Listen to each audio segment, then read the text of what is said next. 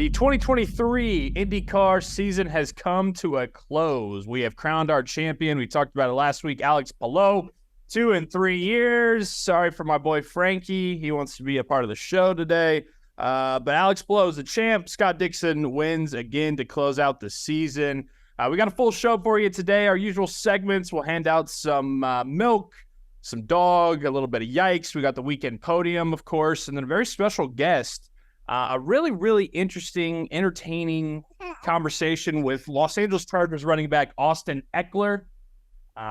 You see him on your fantasy teams. You see him on Sundays, and he's absolutely crushing it, and he spent about 25, 30 minutes with us, and it was a really interesting conversation. So looking forward to that. Again, I'm Joey Molinaro. With me, Ben Walden, Connor Daly, of course, for Speed Street under Dirty Mo Media. Connor, I know you are up early and Adam out in California right now. How are you feeling? How's your time out west been? Well, it's been interesting. Spent a couple days at Laguna Seca. What a weekend. I think that's really what we're going to get into. But yeah, life's good. Did some very relationship things here. Did a pottery class, made some bowls. So I'm feeling just feeling great. Very domesticated. And then heading back to Indy now for the IMSA race this weekend. There's obviously a lot of racing going on. As soon as our season ends, there's still other racing happening, of course, because we need to be racing deeper into the fall. But yeah, heading back home to Indy today. Wanted to get this show out because I think it's going to be a great show. And yeah, feeling good about it. We haven't gotten or at least I haven't seen yet, maybe you guys have, but the ratings for Sunday's race. Of course, we all know the giant football stadium-sized elephant in the room of the NFL returning week 1. So that's going to be a tough competition to go against, even though there has been plenty of momentum gaining. We've seen those ratings continue to go up and really maintain post-Indy 500, which has been really, really exciting, especially when it's on big NBC. Have you guys seen those at all? Have we checked in on that? I haven't seen. I didn't see an official wording. I know we got a text in our group chats about like a 580,000 people number watching, which I guess is actually somewhat encouraging going up against the NFL and NASCAR. So I had heard, honestly, if we pull 500,000 while the NFL's on, I mean, goodness gracious, I feel like that's a dream for us. So I don't know officially. We'll obviously wait for some sort of official wording on that. I didn't check the Twitter sphere, but either way, I mean, you count the season as a plus. You count the season as a plus. You count it as a very positive year for sure overall. I think we've talked about that. There's no doubt about it. Great momentum. I just wish, I do think we need more races. Sadly, that's still something that really gets at me because it's like, man, the season's over and the playoffs just started for NASCAR essentially. There's all Formula One's got such a wild streak ahead. They're going to Singapore this weekend. Had a quick chat with our friend of the show, Logan Sargent, this week. He's doing well. I asked him about a few things about F1 Twitter because I've been getting into heated debates on F1 Twitter with a bunch of children, which is not what I should be doing. Not what I should be doing. I understand that, but yeah, it's been a great year for us. But I just I wish we were still going. That's all. We had the news over the weekend, the past few days, that the test this past year, beginning of the season. You have to forgive me. I got all sorts of shit going on here. My dryer's going insane in the background. Jeez. We can't hear it, so it's fine. You can't hear it, so you're good. Oh, sorry. Okay. It was literally going absolutely insane, banging against the wall like it's an atomic bomb about to go off. But the news that Palm Springs is now going to have be a prize of $1 million purse for an exhibition race at the beginning of the year. Connor, what are your thoughts on this? Yeah, I mean, I still am not sure how I feel about the term exhibition race. I don't understand why the amount of effort that we put in as teams and just as individuals to get ready for a season of competition, to get ready for every race. $1 million is awesome, right? First of all, I think that is enormous. Yeah. I don't know if that track is a good racetrack though. For us, that's the problem. Like I think everyone was there and like it was fun to drive at that track. I did enjoy it. I enjoyed it more than I thought. I think there are a few areas that are highly questionable if you go off, like in a car like ours. But safety, that's not my department, so I don't know what that looks like. But $1 million, like that's very cool. That there's no like it's I'm on the fence about it. A lot of people were pumped about it, of course, and anyone who's got a shot at like if you're a Penske or Ganassi guy, you're gonna be really thrilled because you got a really really good chance at $1 million right out the gate. You know what I mean? So it'll be a different scene though. Obviously with the hybrid system next year, if that's all in place, you might see some different teams at the taking advantage of that, but also usually when it comes down to new hybrid technology or new technology into the cars, guess what teams have been testing all of those things more than anyone else? Well, the big teams. Big dogs. The Penske, the Ganassis, the Andretti's, all those big teams will get access to that stuff quicker than anyone else. So, they're going to have, but that's kind of what they have to do. Penske is the workload because it is the Penske Entertainment property, IndyCar. So, that's just how it works sometimes. But it'll be interesting to see how it plays out. I think it's positive, but again, as long as it's really put on television well, I was which going to say will with NBC. Okay, so it's NBC. What's the fan experience going to be like? Because I know it's very secluded. I have no idea. For people to be there. Okay. Yeah. I mean, there's no seats, so like I think it's just like a club based thing. And honestly, if the thermal folks, if they're the ones that are saying, hey, we want this, then great. Because if as long as we're getting paid to be there, right? Like if someone, if there's prize, I hope, maybe it's $1 million, but there's still also prize money paid out to other positions as well. So like everyone feels like we're doing something, you know what I mean? But yeah, interesting for sure. I guess I was surprised. Like if the weird thing is if they add that exhibition race and then they put like the Argentina race that they've been talking about at the end of the season. Well, now you're like, well, we're racing 19 times, but but 2 of them don't count. So it's a very like, I've never seen a racing championship put like a bunch of exhibits. Like obviously NASCAR. Why don't we just throw them on the calendar? Yeah, I know. I it's a little confusing for me. I would say it's a little confusing. But it is what it is. As long as we're seeing more events, I think that's good for our sport. Yeah, I guess it's baby steps in that way because, like you said, I mean, if you're out there at the Thermal Club in middle of February or beginning of February or whatever it is, and then if you go to Argentina in October, then that extends it, from instead of the beginning of March to beginning of September, then you add on those at the end. I get that they're exhibitions, but again, baby steps. If you're able to say, okay, we're going to test these out. We're going to make them exhibition, one with this purse money right here, and then hopefully all goes well, and then all of a sudden you're like, all right, there you go. Now we're international. We're at 19 races. Hopefully you can slide in a new location, in America, in the Midwest, maybe on the East Coast or something, and then all of a sudden we're at that magic 20 number, right? Yeah, I hope so. I mean, that I still think is the ideal, the ideal situation, but it is progress. You are right. The whole exhibition side of it is still a question mark for me. But I mean, I would say like a place like Laguna Seca, like when we talk about the quality of racing, right? Like I don't know if thermal is really the quality of racing that we want. I don't know. I think I'm very curious. But Laguna Seca, I would say, that's a place that's really, really hard to pass, especially in the current era where the cars are much faster now. They're breaking, they set a new track record.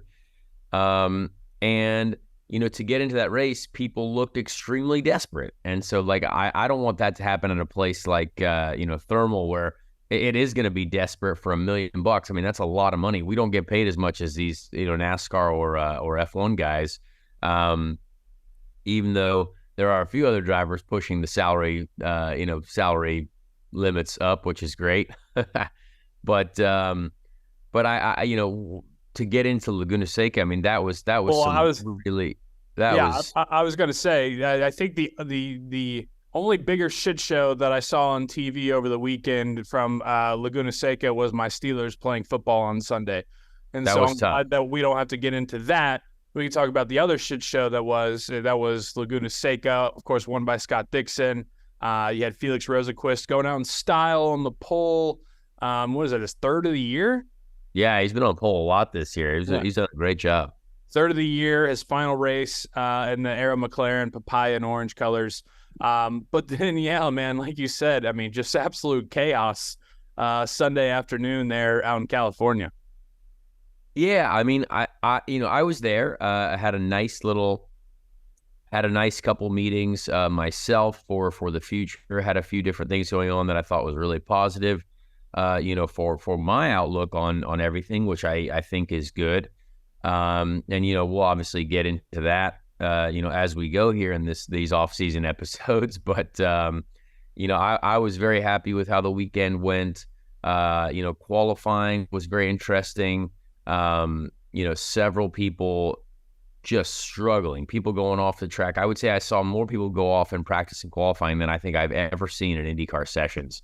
The drivers were telling me that offline it's very bad. You go from having grip to complete lack of grip, which this new surface was new to everyone. So it's a challenge. But I mean, you just saw the amount of mistakes that were possible, and you saw how people are just pushing so incredibly hard to finish off this season strong. Yeah, there was one moment in qualifying that was very interesting. Saw well, I won't mention it, but there was a certain time where I was like, oh, that's interesting, haha. But pick whatever moment you want yourself out of that one. But it was fascinating to see the track record break. Christian Lundgaard owns the track record now, which is not too surprising. Felix Rosenqvist on the pole, though, was something that I thought was interesting. I mean, him and not Pato or not Rossi, I mean, he has been a qualifying, like, absolute titan this year, like the willpower of the McLaren team. Yeah. So, great farewell for him. But, yeah, when we get into that race, I mean, I actually didn't stay for the race. Like, I flew to LA before the race because for me, it's still hard to watch the race. I don't need to be there. Everyone's busy. Sure. I've had my meetings already. But I obviously was able to watch a bit of it, most of it. And, I had several friends texting me like chaos or all these very exciting and crazy adjectives. But when a track like that, it's so hard to overtake, right? Because the straights are so short, and by going so fast, the cars, there's not enough time to build momentum for those overtaking maneuvers, right? So all of the overtaking maneuvers like that you saw were super last minute, super aggressive, super late. But as race car drivers, you have to do it. But I guess in this scenario, I was very surprised at the just lack of thought that went into a lot of different moves. Now, there were several people that were predictable, having those, throwing those moves.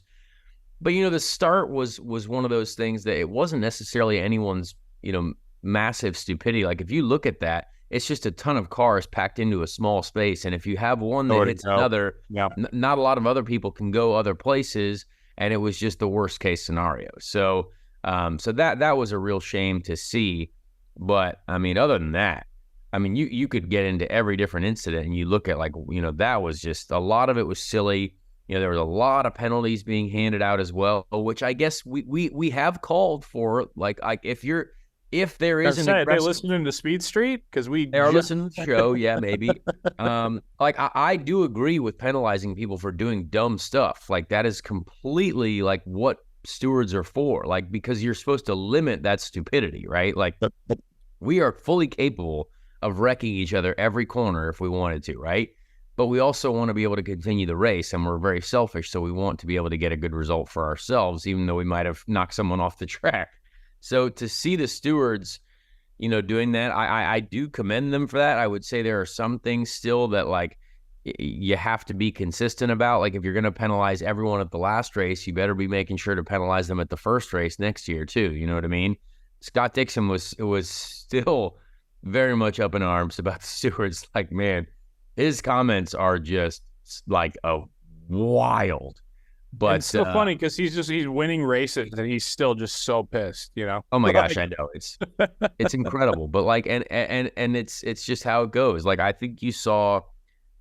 I knew by lap maybe 15, I was like, Scott Dixon's going to win this race. And it's crazy to see how these strategies play out. Because again, with that many yellows and like you saw such a, so many cars out of the race, so many cars, 20, 30 laps down because they're trying to fight for the leader circle spots.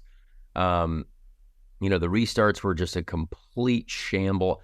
I don't know. I think there was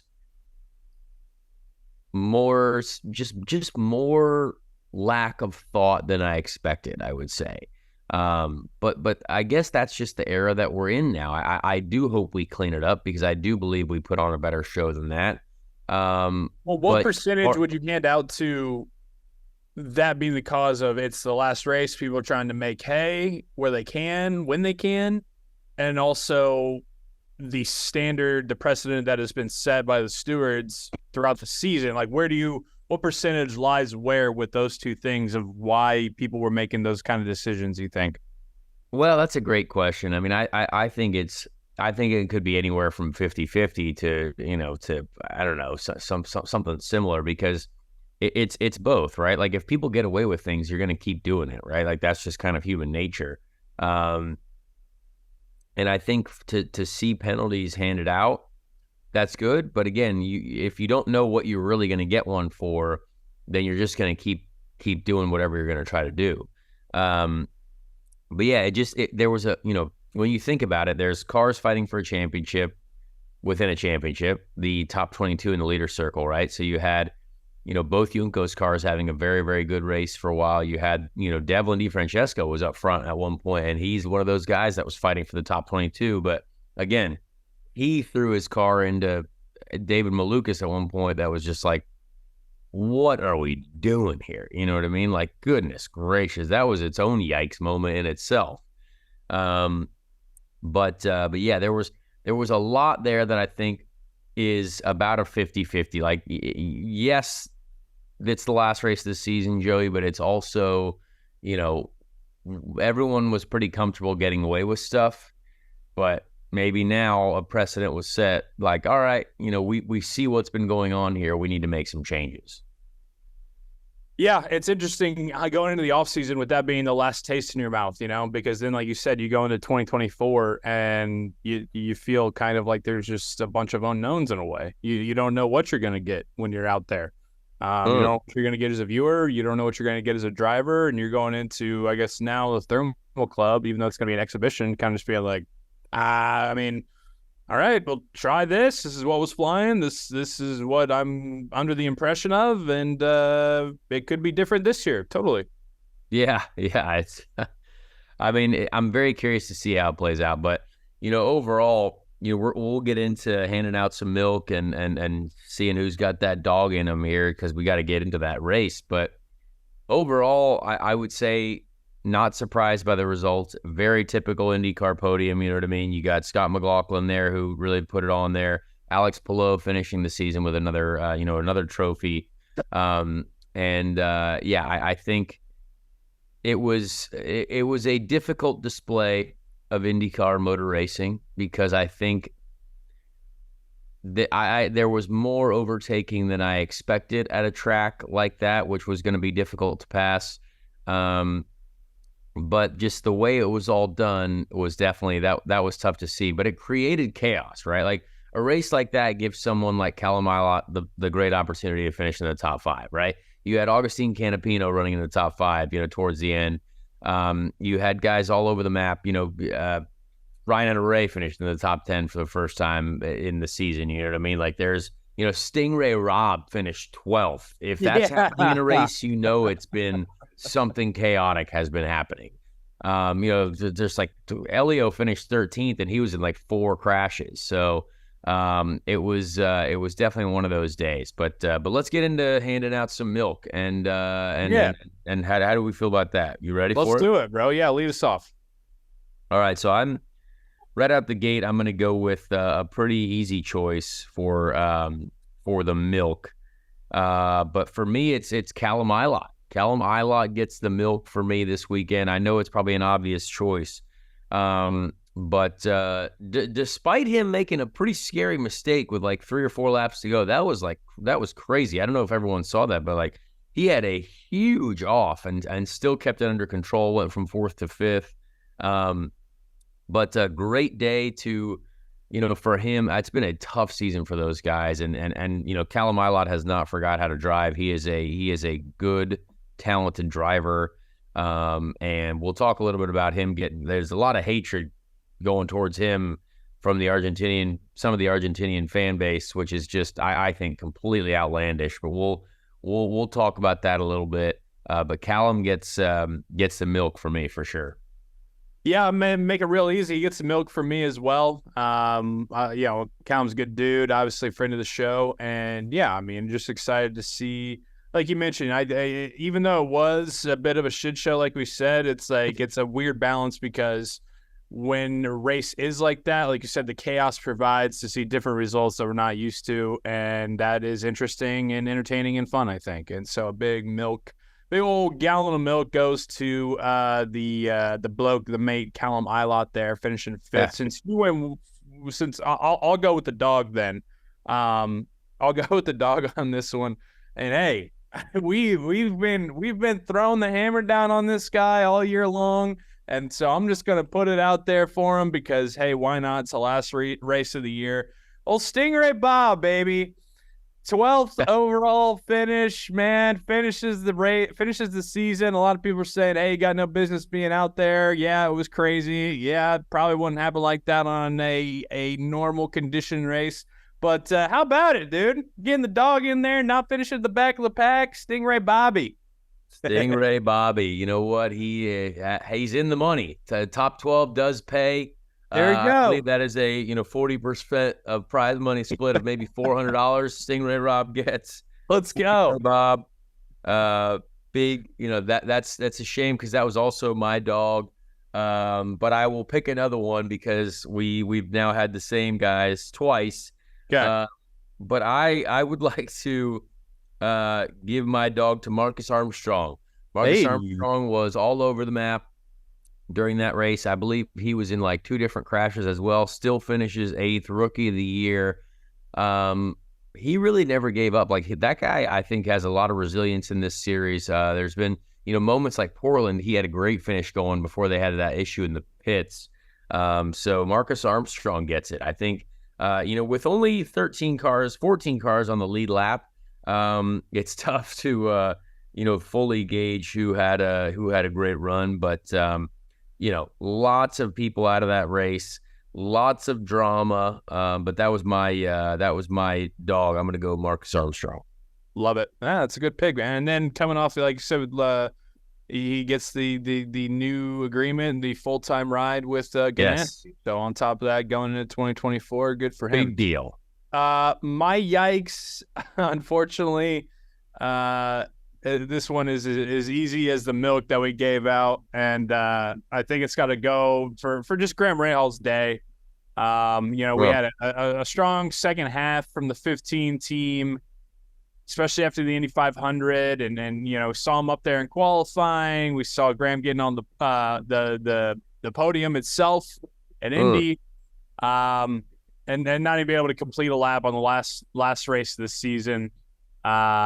Just for his day, it's just a big yikes to go into the off season. And I know he made the comment about how he's seen the medical, staff more than he's seen his wife this year. Probably has a point. But yeah, just felt a big old yikes for GR15, right. And I wish it would have gone differently for him and that team. Yeah, it was sad because they had such a great they had a great weekend going. I mean, they had fast cars. Both him and Christian and Yuri Vips were fast. That whole team was fast. So, man, that's brutal. My yikes.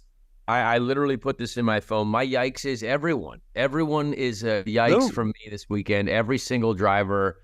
Every single person was doing something at some point. I don't even know who made the least mistakes. Because even Scott Dixon, who won, had a drive-through penalty, I think, and was in all kinds of accidents. I don't even know if many teams have front wings left after that event. So yeah, my yikes goes to everyone. Even though there might have been some people who didn't hit anyone. It was a just quite a disaster. So very, very interesting.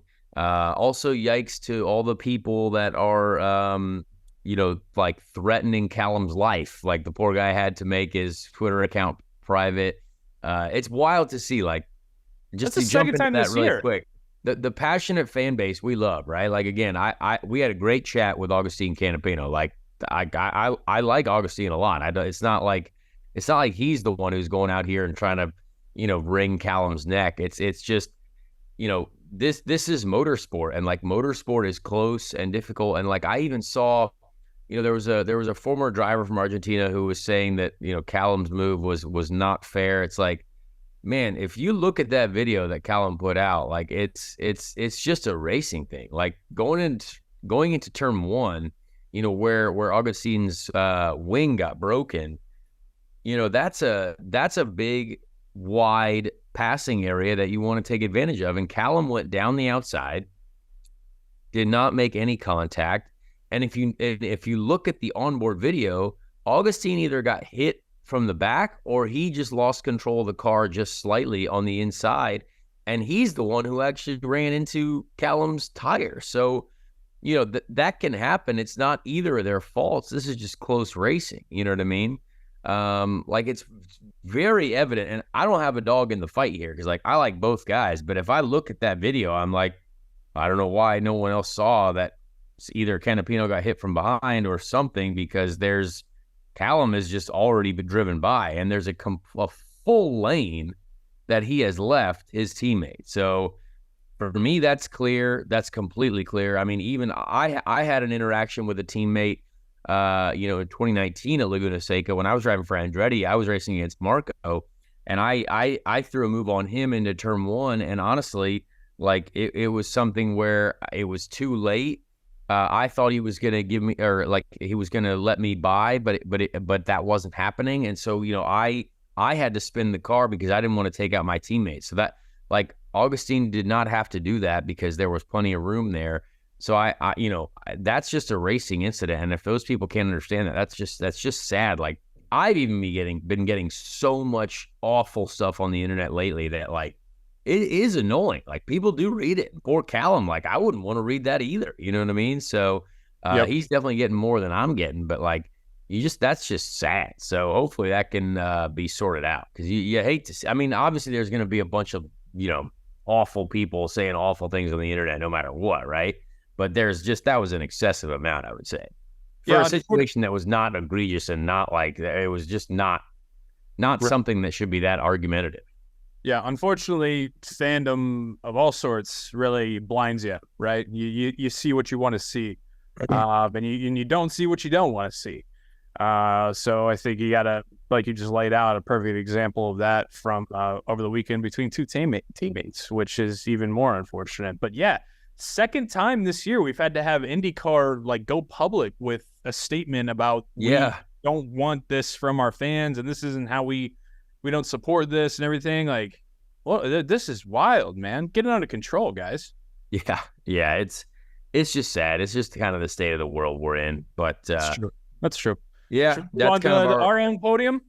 Yeah. I say we get right into the podium for our weekends, for everything, because that was a we pretty much covered Laguna Seca. There was a lot that went on. There's a lot. David Malukas officially a McLaren driver, which I think we kind of predicted, which everyone predicted.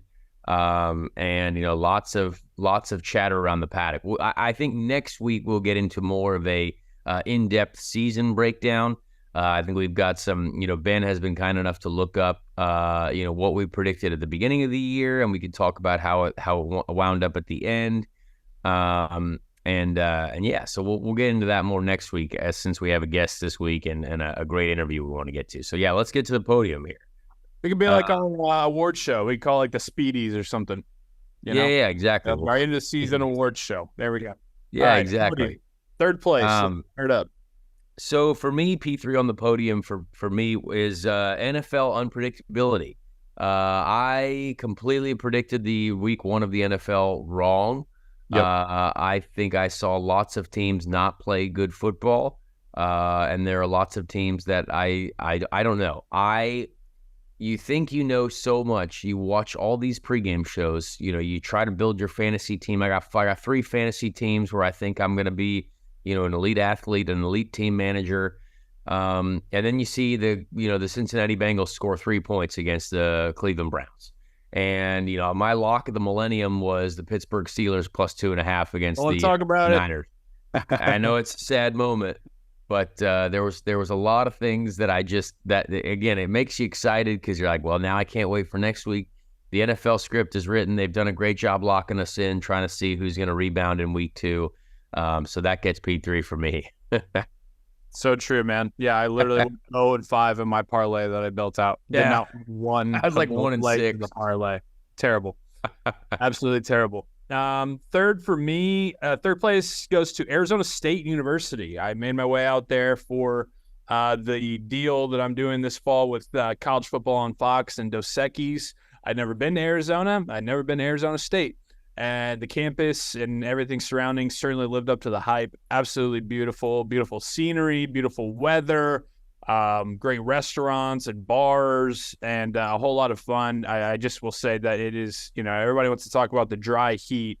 That's a bunch of baloney because you're roasting in an oven out there. I mean, it is so, even if it's dry, I get it. You could feel the difference. You're like, okay, this isn't as thick, but it's just hot. But even with that being said, still Arizona State, beautiful campus, beautiful place. Want to go back. Loved it. I've heard a lot of great things about ASU over the years. I did not get to go there or visit there, but you only hear great things. I think Scottsdale and that whole Arizona area, great place. Yes. But Ben, what do you got? Yeah, Ben, go for it. Really quickly, so since you were in Arizona, did you have a chance to go In-N-Out? And what's your guys' both thoughts on In-N-Out Burger? Dude, no, in 2 weeks' time, I went to Vegas and Arizona State. Didn't get to In-N-Out. Still have yet to have it. Connor, what about you? Since you are in LA right now, I guess. Well, I mean, there's literally an In-N-Out Burger walking distance from me currently, and I have not had it. I've had it, obviously, before. I do like it. I will say I do like it. It is not a regular thing. I would say less than 5 times a year type of a thing, but... It is pretty delicious. I'm gonna go for it. It is delicious. Okay, good to know. I like it. I just think it can be a little overrated. It's overhyped, but I still like it. I think it's a solid burger. Their fries are good, but anyways, I just want to get your curiosity. Culver's, right, Ben?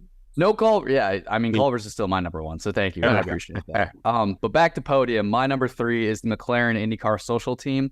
I think every week they do a good job of just outdoing everybody with their driver content and getting Rossi, Fro, and Pato to do stuff. I respect that because I know not every team is like that, but they did a good job of giving Fro some love. Got on the pole, getting clips of him getting out of the car, and I think they did a good job of saying farewell to him. And obviously, the David Malukas content was good stuff as well, announcing him. So that'd be my P3 because I always look to their stuff for inspiration because I appreciate them. So if any buddy on McLaren IndyCar team listens to Speed Streets, shout out you guys. You guys are awesome.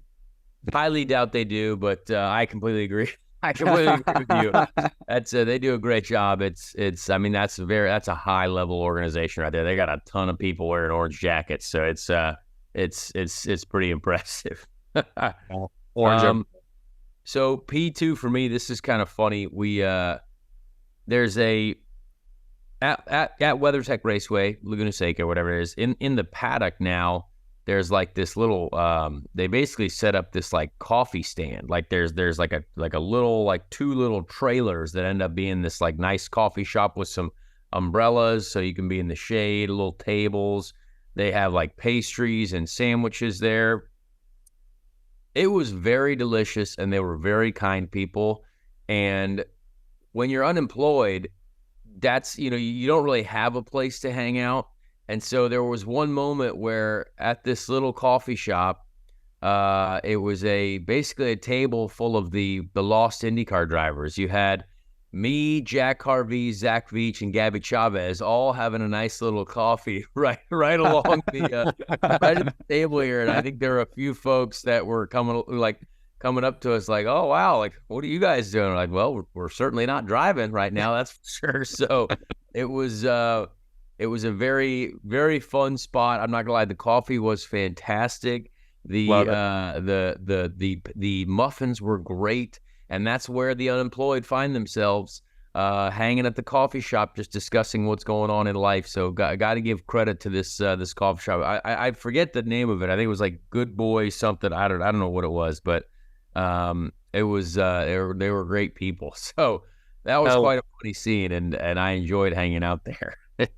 Sounds like a good time. Sounds like a good roundtable opportunity. I wish it was I a could very lots host was discussed. Yeah, and then just let you guys go off about it. Love it.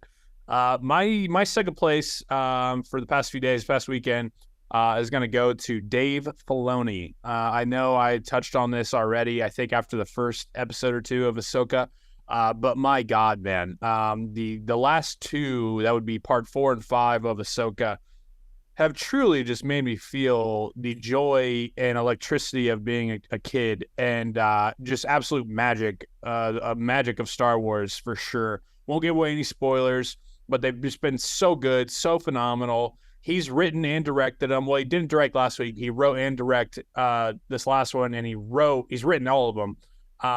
And so just a big cowboy tip of the cap to that man. He should have the keys to Star Wars for the foreseeable future until he doesn't want to do it anymore or he's in the ground. He's the next George Lucas. He is his Padawan. He deserves and should be running the franchise because what he makes is pure Star Wars, pure magic, and I love it. So a big P2 to him. Great show. I do agree. Great show so far. I still got to get home and catch up on the latest episodes, but like great show. The one I watched. You're in for a ride, my friend. You're in for a ride. Oh man, good. Ben, let's any questions, you just fire them to me, and I'll be happy to take you through because there might be some stuff you're kind of like, wait a second, what's going on? I'm all in. I'm all in.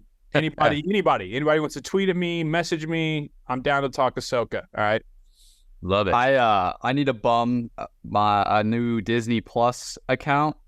Disney, please don't come after me. But the one I was using is no longer available for me to use, so I am behind on for a while on that. So I need to get on that. Or I'll just get my own account and be an adult. But what's the fun of that? You can probably be an adult, but I'm also pumped that Spectrum and Disney finally did sort out that stuff with ESPN because I was going to have a mental breakdown if I couldn't watch SportsCenter in the morning anymore. So thank you to Disney and Spectrum. P2 for me. I'm going to go for football as well. My fantasy team scored the most points in my league by like 50. So that must be nice. It was like 145 or something. So dude, yeah, I got that going for me. The Cowboys defense, Brandon Ayuk, pretty much every Steelers. I had Herbert, who did all right. The big one for me was, hold on, let's see if I can pull it up really quick. You don't know off the top of your head, bro? I don't. Aaron Jones got me 26, and then Stephon Diggs got me 26. Michael Pittman Jr., Garrett Wilson got me 14. So my receivers and running back showed out. So I shout out them. But yeah, that's really the only good news about football I have from this past weekend. So we're just going to leave it at that. Good for you. Most weekend is always a good accomplishment. Yeah. So we take that. Yeah, I definitely have to make some fantasy adjustments. I'm looking at my rosters now. Had lost some people that went down to some injuries, so not great. People on the list for me is antique stores. P1 on the list is an antique store in Monterey, California.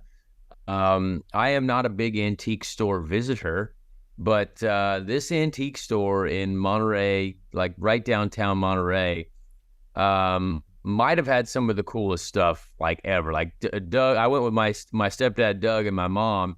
Doug got an old Indy 500 Atari set. Like there's a Brickyard 400, like model car set from the 90s. Like they're incredible old NASCAR diecast, like IndyCar stuff, shirts, Pokemon cards. I bought some old Pokemon cards. I enjoyed that as well. This place had it all.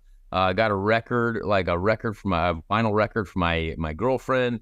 So I did not know that giant antique stores in the wealthy part of California could be very exciting, but I was fully locked in on a lot of racing history stuff. I even bought some old NASCAR cards, a pack of old NASCAR cards. I did not open them yet, but I do own them. So looks like early 90s or mid 90s NASCAR cards. So I got to give a lot of credit to them. I had a great time. Jack Harvey was with me too. We were hunting down things at the antique store. So we might sound like we're 78 years old, but we had a great time at the antique store. Enjoy the unemployed life. Antiquing. No, hey, you're preaching to the choir right here, man. Antiquing has been a hobby of me and my wife and my family's for years now. Like we have so many times when we don't have anything going on. If I got like a little off day or whatever, like we got some supplemental income, we're going to find an antique store, and you spend a couple hours in there. You take a coffee in there. Some of the good ones have a coffee shop in there that you can grab while you're walking around. And you're right. Dude, you got to hit the ones that are in Indiana, because you think that in California you're finding some race stuff. Imagine this. I mean, it's insane. You got to go. Add it to the list. Add it to the list. I'll send you the links for them, because I've gotten so many good collectibles and merch from these stores, and it's really, really awesome. So, hey, I'll be 78 years old with you all day, bro. Okay, my first place just goes to here as a finale. IndyCar in 2023, because I really think this season we saw a lot of step forward and a lot of different things. I thought that the marketing and the social team really leveled up the game and got on par with some really great stuff. I thought we had a bunch of different drivers and personalities showing their personalities more. I thought that you had obviously the TV ratings were a huge success really throughout the entire year. You had a new 500 champ, Joseph Newgarden, that we've been waiting for so long, and he finally was able to get it done. I mean, you had all these different storylines.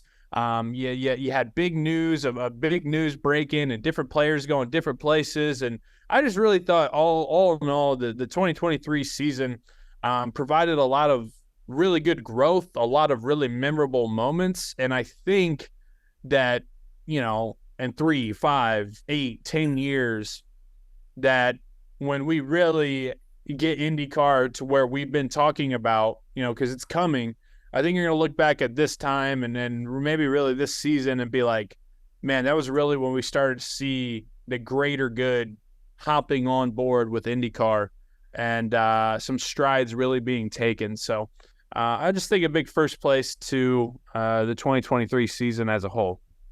I like that. Well, Ben, let's wrap it up. Let's hear it. Yeah, so I was telling Joey right before we started recording, but I saw Nickelback last night. That's my P1. Oh, I'm so jealous. I'm so jealous. We got a good deal on tickets, and then we ran into some people my roommate knew, and they got tickets for like half the price we did. So, which, I mean, they weren't bad, but that was a lot of fun. For me, like, I like a few of their songs and stuff, but it's more nostalgic because me and my parents listened to that growing up. Like they had the black iPod with like all their albums on it, and that was the garage tunes they were playing. So very nostalgic. I sent some videos to my family, and they're all laughing. So it was a good time. Yeah, it was honestly good time. I'm not hiding it. I will listen to Nickelback. That is a great set of music right there. It is. Yeah. I mean, Chad Kroger did a great job. The vibe was good. Brantley Gilbert was one of the openers. He did a pretty solid job too. So it's a good experience. Yeah. Definitely a good way to spend a Tuesday nights. Absolutely. I've noticed you're a big show guy. I feel like I've been becoming more of a concert guy. Like I've gone to more concerts in the past like year or two than I have like my whole life. So we're around and about. So you're young, man. That's what you young folks gotta live it up. Yeah, absolutely. All right. Well, that's Podium. That's Milk Dog Yikes. And hey, let's get into. Should we get in? We should talk to our guest, our very important special guest. Absolutely, I agree. All right, Austin Ekeler. Football's back in full swing with another week of epic games. And who's got you covered on the action for every single one of them? DraftKings Sportsbook, an official sports betting partner of the NFL. New customers can bet $5 on football and get $200 instantly in bonus bets. Nobody's missing out on the action this season. All DraftKings customers can take advantage of 2 new offers every game this September. Get in on the NFL Week 2 action with DraftKings Sportsbook. Download the app now and use code SPEEDSTREET to sign up. New customers can bet just $5 and take home $200 instantly in bonus bets. Only on DraftKings Sportsbook with code SPEEDSTREET. The crown is yours.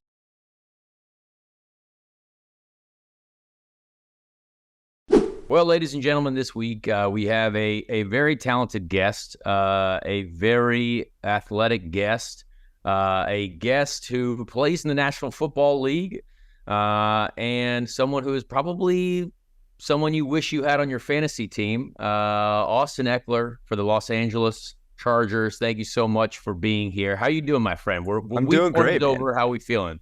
Yeah, a little banged up and a little disappointed that we came up short against Miami, but it was a shootout, and the offense played well, and so that was a positive that came out of that game. I'm looking forward to the rest of the season, man. It's fun. Football time is back. You mentioned the fantasy. I know people are excited about that. The sports betting, all that. People getting crazed up about it. So it's back, and like I said, there's no better feeling than for us as football players in that opening game. I completely agree. I love. I mean, it's one of the best times of the year. Like we have our racing season. It's now over. Football season is beginning, so we can fully focus on it. But before I get into football, we obviously want to talk about a little bit about that. But you this year came to the Long Beach Grand Prix, your first IndyCar race. We got to kind of show you what's going on there. You and your now fiance. Congrats on that, by the way. Thank you. But what did you think as someone who obviously plays at the top level of your arena, right, of your sport? What did you think of your first IndyCar experience? Whether it's the team aspect, the athleticism aspect. Like I'm just very curious to see what you thought of it all. Yeah, so that was like my first racing event in a long time. And going around the track, like I didn't realize like how long the track was, and I didn't realize that you guys actually raced like on the actual street.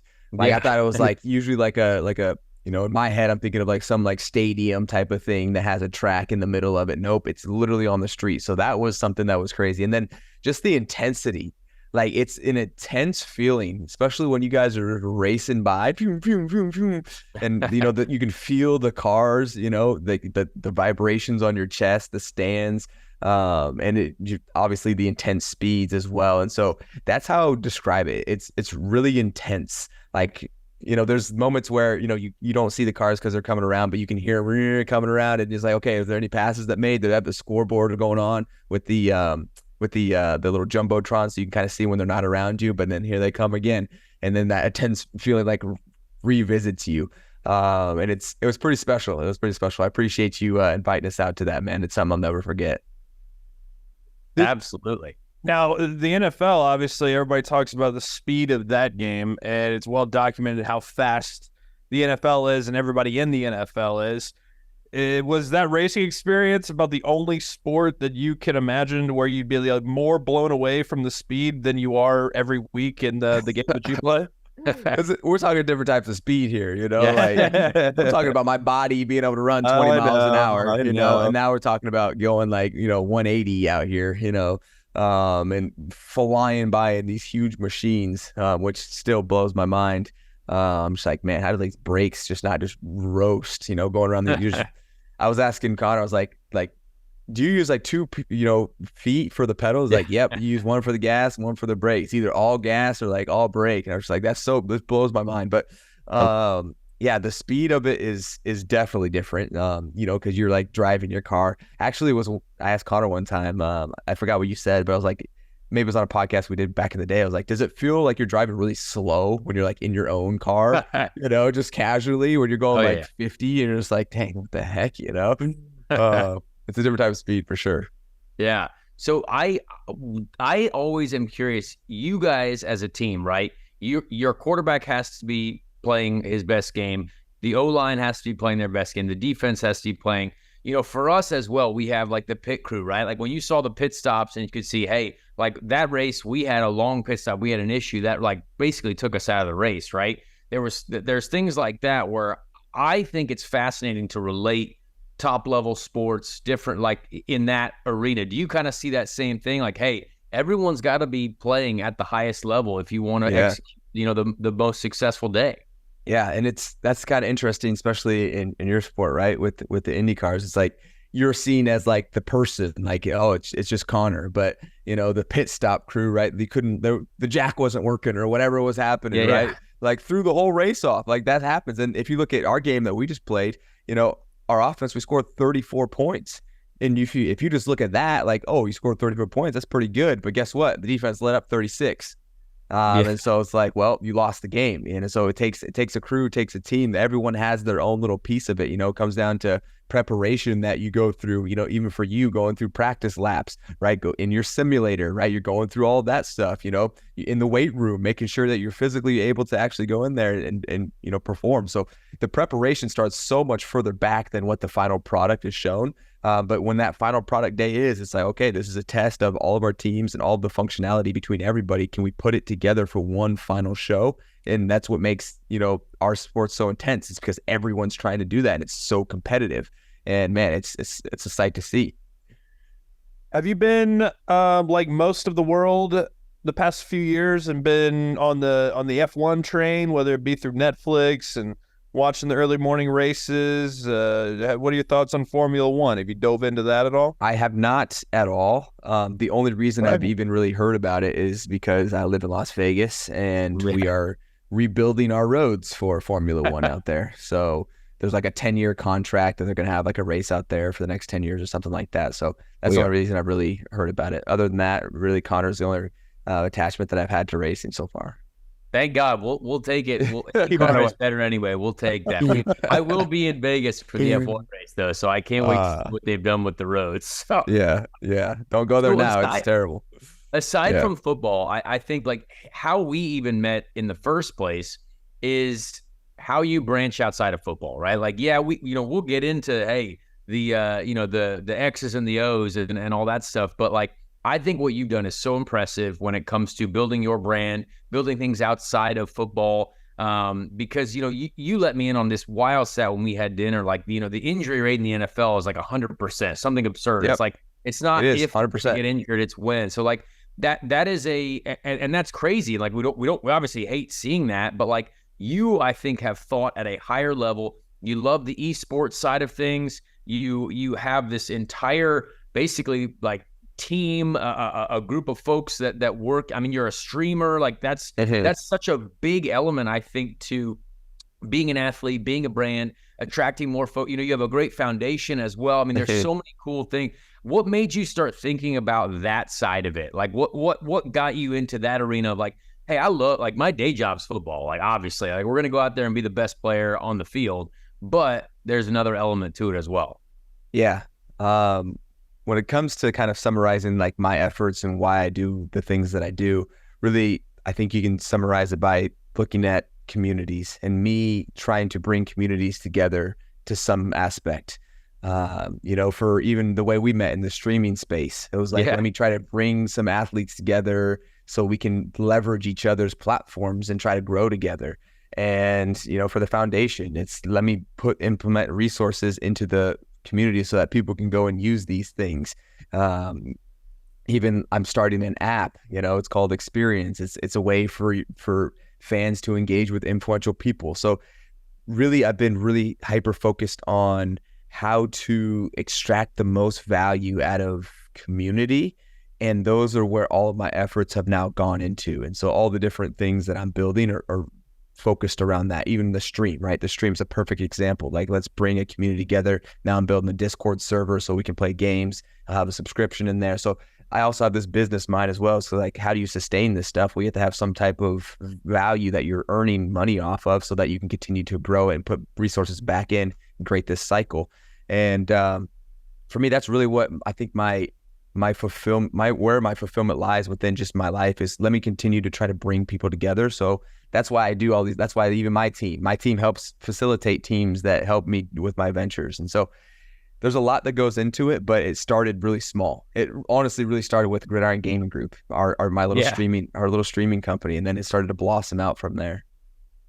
Can you tell us more about the Experience? That sounds yes. So Experience, right now it's in like a family and friends version, so to speak, where there's different types of engagements that give access to people like myself. So let me ask you, Joey, like if you had an Austin Ekeler jersey and wanted to get it signed, how would you do it?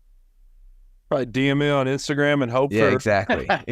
Like it's terrible, right? And so on Experience, we have a category called Sign My Stuff. So now you could go to my Experience profile, and if you wanted to get your jersey signed, you could pay my fee, right? And then follow the directions, and it basically facilitates that jersey getting signed by me, and then facilitates it getting from me to you. If you wanted to play any games with me, if you wanted to get a personalized video from me, if you want to do a video chat. So we have 6 different offerings right now where these influential people can offer different things to their fans.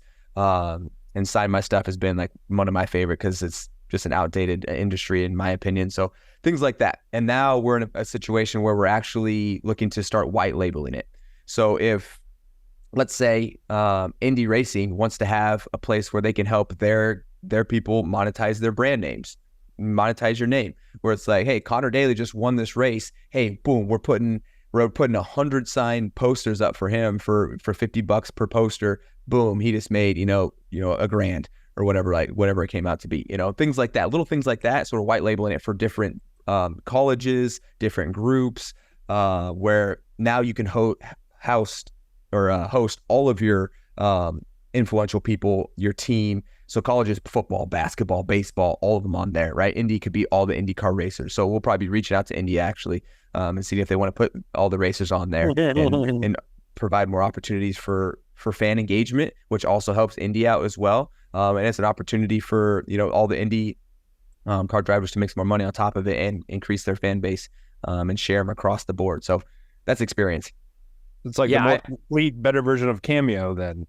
So Cameo is really good at like one simple thing. Here it is, but we're like a social engagement platform. We have some social features in there. So let's say Connor does a personalized video for somebody that would live on IndyCar Racing's feed, and it's called a fan feed. So now if someone is a fan of some other racer and they see the fan feed, they saw a video from Connor and he crushed it, like boom, there's a buy button on that. They can go buy it right now.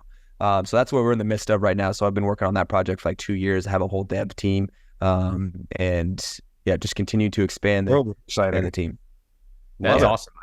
There's a lot of value there for sure. I think because again, there are several folks that obviously we interact with a ton of people at races all the time, right? But we're gonna sign stuff, all that, and like I do think our sport has taken a step forward, like in viewership this year, and it is growing. The attention is going, in the right direction, right? So having something like that is great. Like I did 100 T-shirts for my 100th start at Long Beach, right? Yeah. And we still have I got like 50 or 60 that are left over, and I was like, I would love to sell these, but like I maybe that would be the perfect place to do it, right? You do something customized. Like I don't want to just start an eBay page to go and just try to sell these one. You know what I mean? It's exactly. You're hitting it right on the head. Like we're creating a relevant site where this is for engagements, not just for you, but for the rest of your league too. So it captures other people's interests. So it becomes super applicable.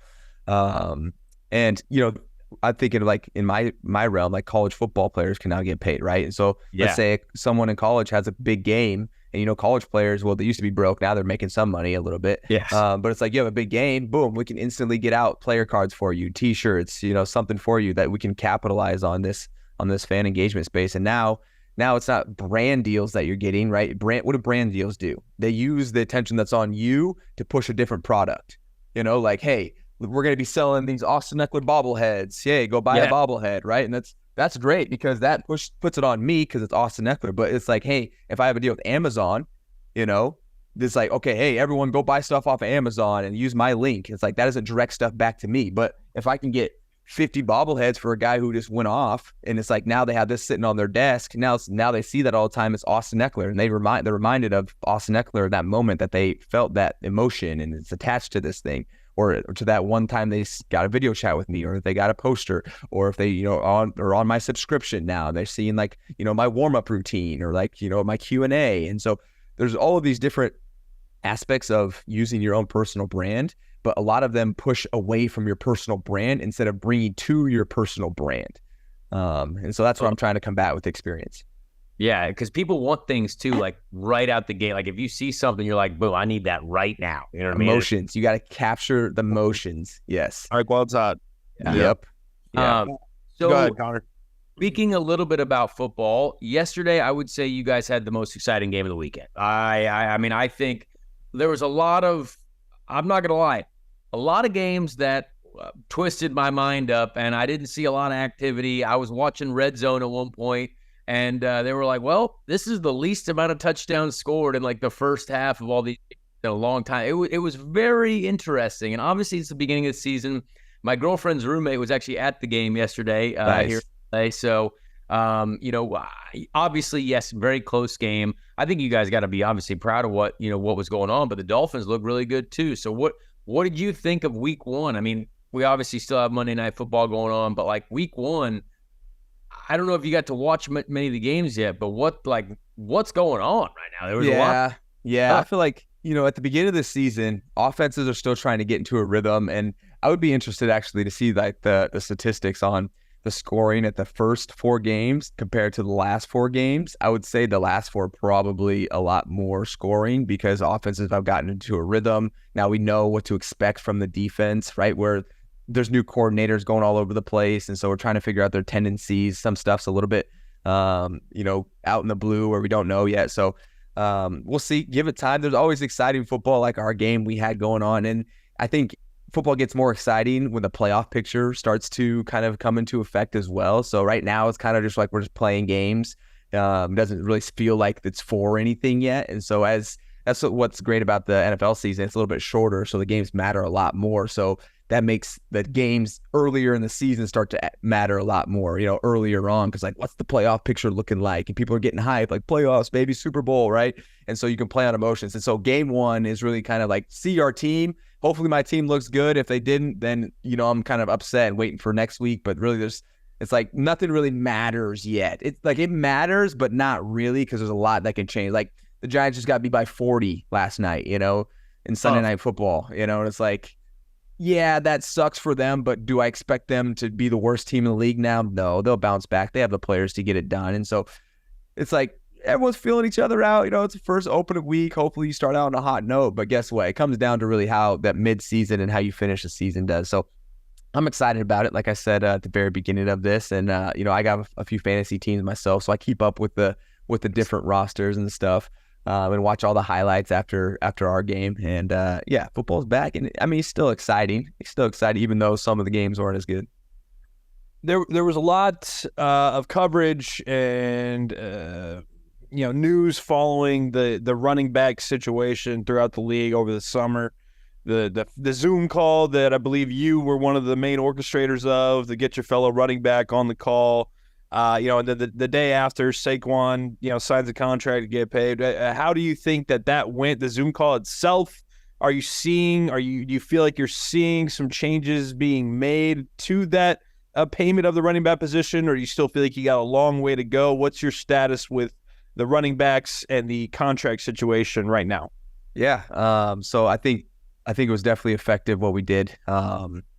Really, there was guys that were not getting necessarily what they wanted. And I think it was effective not because we got them what they wanted, but because we're helping change the narrative of like, the running backs are pissed. And people know that now, right? Like that narrative's out there. The running backs are obviously mad. They're meeting up together. When is that ever publicized that people are meeting to talk contracts? Like that doesn't usually happen. So that was one of the things we were trying to put out there was like, hey, we got to change this narrative and let everyone know that we're not okay with this. And the contracts, they don't move fast. Like it's year to year, and so it takes a while to get this stuff changed. So did we get immediate results? No, we'd be naive if we thought we were going to get, immediate results from this. But really, it was change the narrative. That's what we can do in the short term. And then what also we can do in the short term is make sure that we continue to go out there and play at a high level and show these teams that, hey, we make a difference in your offense. So those are the 2 short-term things that we can do. Long term, we can continue to discuss kind of the foundation of our CBA, kind of this franchise thing that has been happening to guys where, like, let's use you for an example, Joey. You have a job, all right? You have this job. You're doing really good at the job. You're actually doing so good at the job that you want to go find a different person to work for, but your employer says, no, you can't do that. I'm actually going to pay you this, and you don't get to negotiate it. And that's what we're running into, where it's like, actually, you're doing really good. So I don't want to lose you, but I also don't want to pay you what the market might be able to pay you. So I'm just going to give you a 1-year deal, 1 year. And so if you get hurt after that 1-year deal, sucks for you. Oh, but also guess what, Joey? If you go out there and you were the best player at your position again and break every single record, I can do it to you again.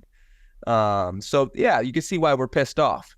So it's a really weird thing going from, we're all about the same age. And I mean, when we were growing up, you know, running backs are still getting drafted first, second overall. I mean, teams built their teams around the running back. And then now all of a sudden here we are in our late 20s, early 30s, and it's changed that quickly.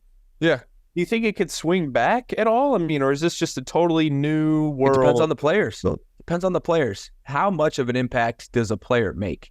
I don't care what position they play. If they make a good impact, if they make a great impact, then you should have well, first of all, you should have an opportunity to go and get an open market deal and not be, constructed by the confinements of the Constitution saying you can get franchised. But you should also, get paid for your significance to that team. And you can look at any position. All positions get hurt, and that's football, and that's the risk we all take. But putting it back on an individual and saying you're going to take a 1-year deal because I don't want to have to pay you and give you a longer term is really one-sided. And that, in my opinion, that's something we're fighting for. Yeah. Well, man, I really appreciate your time. I think that we were able to do this literally the day after you're playing week 1 is astounding. So we appreciate that. For sure. And I'm like, hey man, I don't want to take too much, but I want to ask you one more question All right, one more. Let's get it. For young athletes, for young like young drivers, young football players, basketball players, whatever it is, baseball. What do you think would be your best piece of advice you could give? Because I think no matter what sport you're playing, whether you're driving race cars, whether you're doing whatever, there's something that you think you would have liked to have known, or you think you could bestow upon these young folks that are trying to be a professional athlete at the highest level. What do you think your best advice to any next generation athlete would be? Yeah, and this advice goes beyond just athletes, actually. But what I love to tell just humans in general is never stop building your character, yourself, not even focusing on your individual craft, but the principles of how you go about using yourself, how you go about working, right? Practicing good principles to live by. And that's continuing to always grow and learn in knowledge, continue to always connect, find something that you can commit yourself into. And, the reason I say that is because I think we find a lot of, especially in the sports world, a lot of people that are doing, astonishing things that are, remarkable. However, where they're lacking is the character to actually sustain that, right? And so you see these guys and girls that go in, they're really astonishing, they do remarkable things, and then all of a sudden they're gone. And there's not relevant anymore. Yes, because everyone falls off when you're not on the platform anymore, but also because a lot of people aren't building their character to actually be able to sustain that and continue to build outside of what they're in, and they only can do one thing. And when you really pigeonhole yourself to do one thing, it's not a bad thing. You can still make it, but you need to continue to build up your base around you so that when your life continues to go forward, that you have something to also build on top of when that ends as well. And I'll say the reason I say that too is because if you always are focused on building yourself and becoming the best version of yourself, it's going to help you be better in your sport, be better in your craft, because now you're going to be able to see it from a broader perspective and not be so narrow-minded. Because you're going to be looking for that knowledge. You're going to be talking to other people that are about it and doing it and maybe doing other things. And so the more well-rounded you are as an individual, but continuing to grow, the better off you're going to be. And the more I think you're going to be motivated to want to go and be at the best in your craft. And so I'll simplify it a little bit, but continue to find ways to increase your capabilities. That would be my advice. I'm ready to run through a wall. So let's go. Really good stuff. I hate to see it, man. Like, I hate to see people that are really good at one thing and they don't utilize that as an opportunity to build up the rest of themselves around them. Like, look at you. You're doing this podcast right now. It might not be the best podcast in the world, but guess what it's doing for you? Guess what it's doing for all of you? It's giving you an opportunity to talk to people. It's giving you, a way for you to continue to improve your communication skills. It's giving you ways to get exposure. You're trying this. Maybe you won't like this. Maybe you do like this. There's so many benefits that come in from just doing these little tiny things that you think are, not even effective. But you could be just hanging around, playing video games and, doing that and doing nothing and wasting your time. And so you wouldn't be building your character. And there's a place for that, but I think there's also a place to understand that there's opportunities in life. And if you don't take advantage of them, you're never going to know what your full potential could have possibly been or even close to it. I love it. I love it. Well, we appreciate it, man. I'm definitely going to come to a game, by the way, because I obviously spend a ton of here now in LA. So Yes. I cannot wait to get to a game, see it all happen.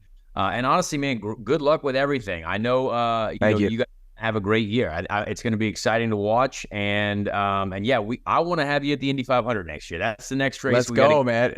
Well, yeah, I love that one. Of the world, essentially. So we got to get you there. So I appreciate you, man. Yeah, likewise. Thank you, Austin. Likewise. Thanks, boys. Thanks for having me on. Appreciate it, buddy. Well, I think that was a terrific interview. And also, right after week 1 of the NFL, when I was talking with his assistant, I did not expect to, be getting that quick of an interview. First of all, literally the day after the game. So really massive thank you to Austin Ekeler, a great friend of mine. He's an aspiring IndyCar fan for sure. I think he really, really enjoyed his Long Beach Grand Prix experience. So we just got to get him to the 500 next. So we'll see. Hopefully they have a great year. But yeah, really, really, really thankful for that interview for sure. No doubt. Yeah, appreciate his time. I told you guys I had interviewed him before a handful of years back, and he's, still as enlightening and interesting as he was then, now. And so really, really awesome stuff there. Another good get from Connor. I want to get on that Experience app, the app that he built. Yeah. Really sweet. Me too. Anyways, all right, let's finish up here with our random Indy 500 driver of the week. Absolutely. The Ricky Treadway random Indy 500 driver of the week this week comes from the 1964 Indy 500. 1964 was one of AJ Foyt's Indy 500 wins. We went down to the 31st place finisher. Tough day for him. Looks like a lap 1 crash. Ronnie Duman. Ronnie Duman is our random Indy 500 driver of the week this week. Ronald Barth Duman, American race car driver who competed in the USAC Championship Car Series in the Indy 500. Duman, of course, as many drivers were back in those days, an accomplished driver in sprint cars and midget cars. Won the prestigious Little 500 at Anderson Speedway in 1959 and 1960. He's a Michigan man. Later moved to Speedway, Indiana. Lived across the street from the track. Well, that's pretty cool. Let's see, how many Indy 500? So he tried to qualify for 1961 through 63, did not make it. But then had, looks like 1, 2, 3, 5 Indy 500s with a best finish of 6th. So, wow. So I ended up getting a solid last Indy 500 to finish off his Indy 500 career. Yeah, living the dream of all of us there, I think, living across the street from the track, huh? That's sign me up for that. I mean, I know that I've gotten to live inside the track for the last 2 years for a month, but hey, you put me there on Main Street Speedway, I'm a happy man. All right, Ronnie Duman. Duman, sadly, R.I.P. Ronnie Duman. It was 2 weeks after he finished 6th, his best Indy 500 result. He was killed in a race, which is, you know what? That is very sad, but he got his best Indy 500 finish before that. So, you know what? Went out on a very sad note, but held high at the Indianapolis Motor Speedway. So Ronnie Duman, R.I.P. But wow, what a wild era back then. No doubt. Went out with a bang. Ronnie Duman. All right. Appreciate that very much. Okay. The 2023 season is in the books for IndyCar. Like Connor said, still got NASCAR playoffs, still got Formula One, obviously football's which we will talk about. We will talk about a little bit of it. We're not going anywhere. Okay. This is per usual. And then we get into, even more fun antics and different, rumors and news and topics and freedom that we have, because IndyCars are not on track for a little bit. But that's all good because we'll be here next week. We will be having our recap show of the entire 2023 season. We'll look back on some of the predictions that we made at the beginning of the year, way back in February and March, and where we sit now here in September, now that it's all said and done and we've crowned a champion, both 500 champion and an IndyCar season champ with Alex Palou. Looking forward to it. We'll talk to you next week on Speed Street. Hey everyone, Connor Daly here. Please leave a like on this video if you did enjoy it, and also subscribe to the channel as well. That would be very helpful. Be a friend, tell a friend. Thank you so much for the support, and we'll see you on the next episode of Speed Street.